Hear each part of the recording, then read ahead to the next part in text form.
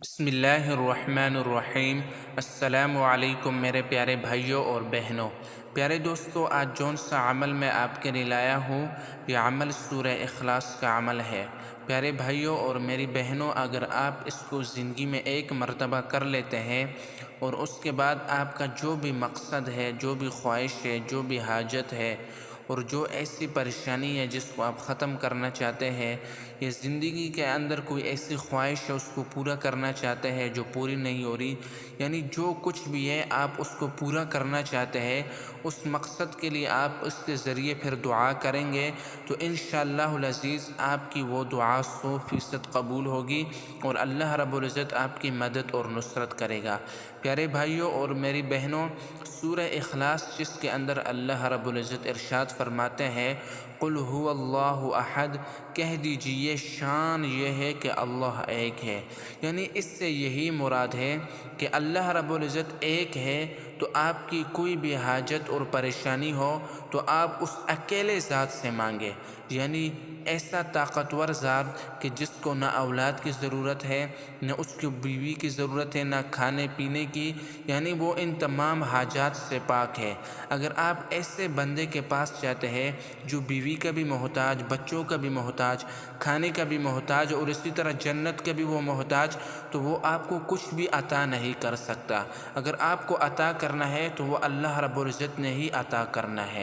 لم یلد ولم یولد، اس کے اندر اللہ رب العزت یہی آپ کو بتا رہے ہیں کہ اگر آپ کو اولادوں کی ضرورت ہے تو آپ ایسی جگہ پر جانے کے بجائے، یعنی آپ ایسی جگہ پہ جاتے ہیں جہاں قبروں پر سجدے کرتے ہیں، جہاں پر آپ بے تحاشا اپنا مال فضول میں خرچ کرتے ہیں،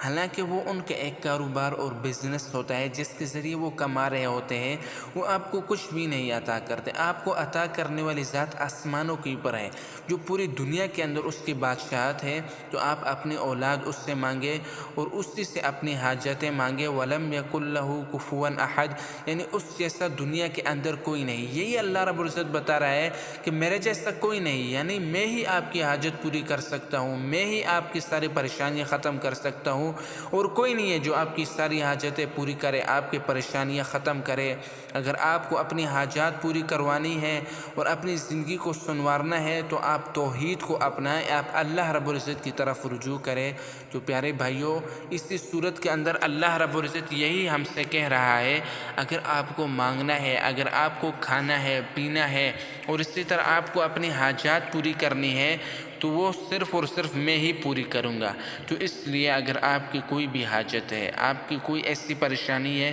جس کو آپ دور کرنا چاہتے ہیں، اور اسی طرح آپ کے گھر کے اندر رزق کی تنگی ہے اور اسی طرح مختلف مسائل کے اندر آپ پھنسے ہوئے ہیں، تو آپ اللہ رب العزت کی طرف رجوع کریں، نیک اعمال کریں، اللہ رب العزت آپ کا مدد اور نصرت کرے گا۔ تو یہ عمل آپ نے اس طرح سے کرنا ہے، سب سے پہلے آپ نے وضو کر لینا ہے اور اس کے بعد آپ نے قبلے کی طرف بیٹھنا ہے،